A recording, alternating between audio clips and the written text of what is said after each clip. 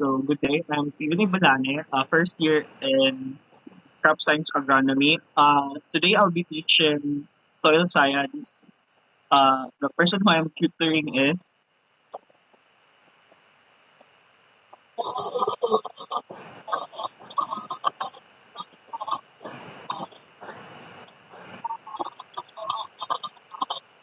okay.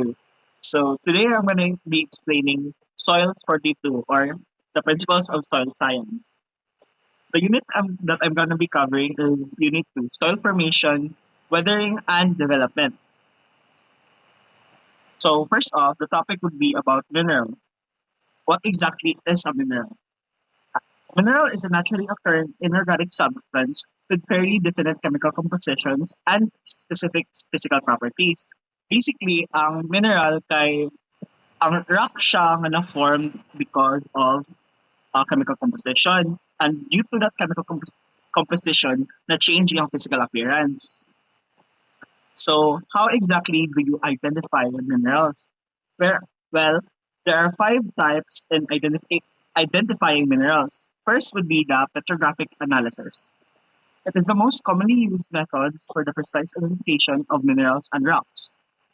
A small piece of substance to be identified is ground with abrasive on revolving plates until it is 0.03 millimeters thick, which is then mounted between the glass slides and examined under petrographic microscope. So basically, ang ginabuhat lang nila kay magkuha sila og small piece lang adto, ila siyang tani idugmok or i-ground hantod makuan siya hantod mahimo siya 0.03 millimeters thick. Then, i-mount niya siya sa glass. Kunya, yan din siyang i-examine under petrographic microscope para makabalo siya sa iyang pan unsa sulod sa iyang substance, unsa siya nga chemical composition na himo, o unsa gyud siya nga mineral basically. Second would be an X-ray analysis. Then the third is a chemical analysis. The fourth would be determination by physical properties. So sa tanan ani, ang number 4 gid ang pinaka cheap since gina identifier siya based on its appearance. Ginagamit rin yung mata para tanawon. Kaya ang uban like mahal gid kayo. So there are important physical properties of minerals. First would be hardness. Ang hardness kay na gina-categorize siya into 1 to 10. Ginalahi bitaw siya from 1 and 2 which is soft, 3 which is not soft pero kung bitaw gapon siya like madugmok or mabuka or maguba. Then from 4 to 10 barely na gid siya hantod hard na kayo nga dili na siya maguba. The second part would be the cleavage, which is the smooth surface of breakage. The third is fracture, which is rough surface of breakage. And fourth would be the specific gravity, ang ratio of weight of substance to that of an equal volume of water. So, questions?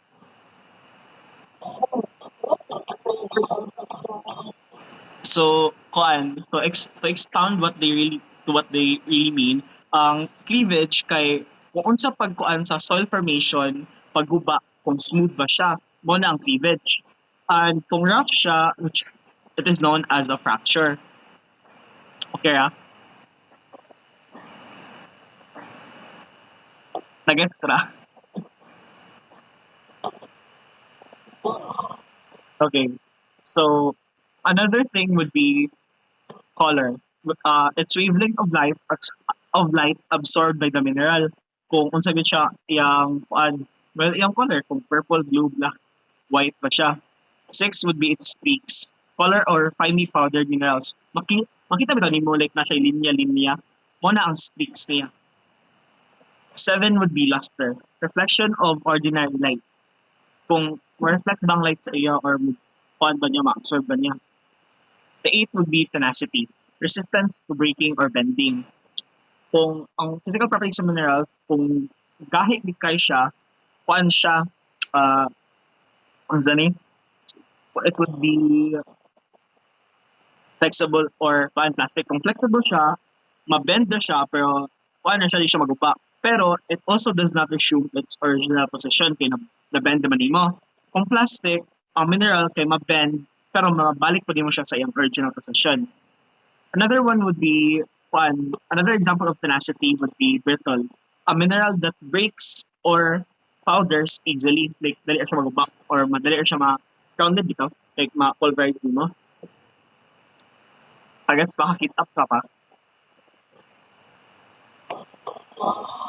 So another type, another stud, I mean, another lesson is the two kinds of minerals. First is the primary or original mineral. Ang kani siya nga mineral kay nag-persist siya from the original rocks and appears prominently in the soil.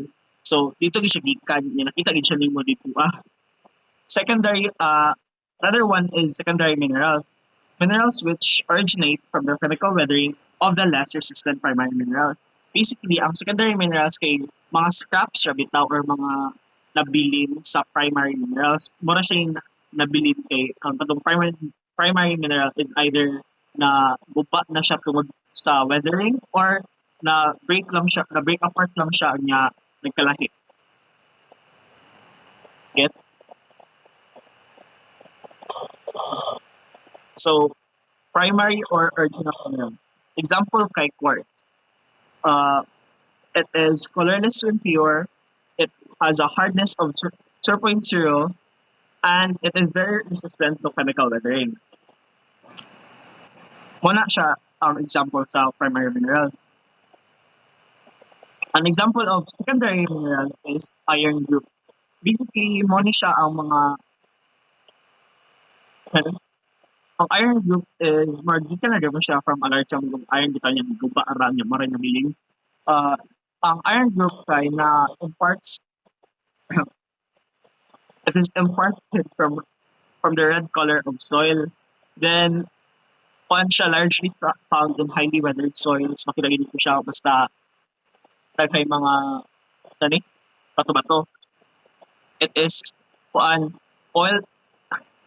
It can be found easily in old and infertile soils. So kung mga daan na bigaw kay nga yuta or mga wala na buhi nga kuan sa taas like mga tanong brana, makita gyud usually og iron dira.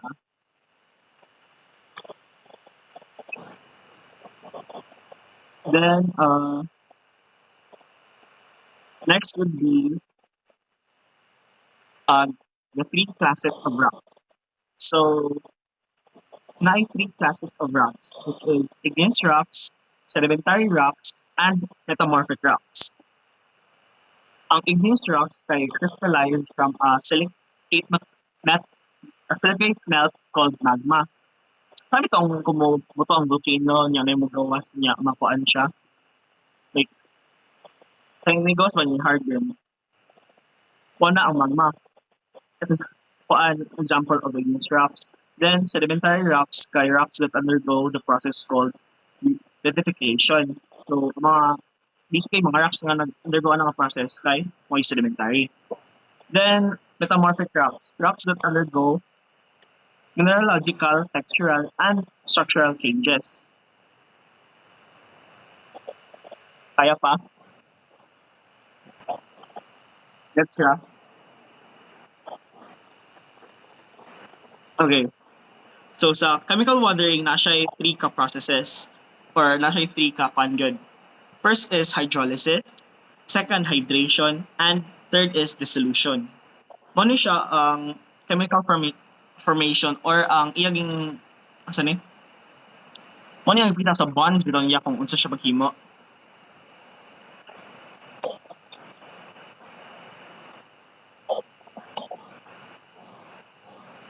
Gets siya?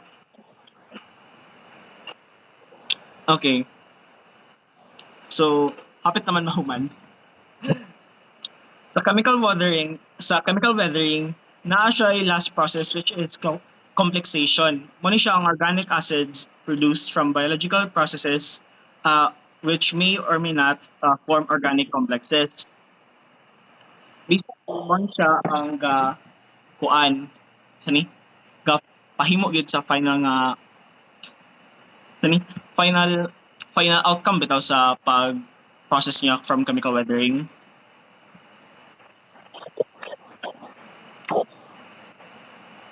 And that is basically about it. More na ang kuan unit 2.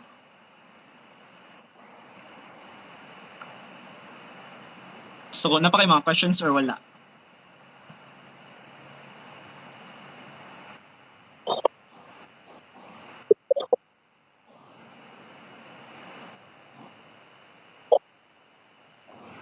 Okay, at least ako yung tudluan.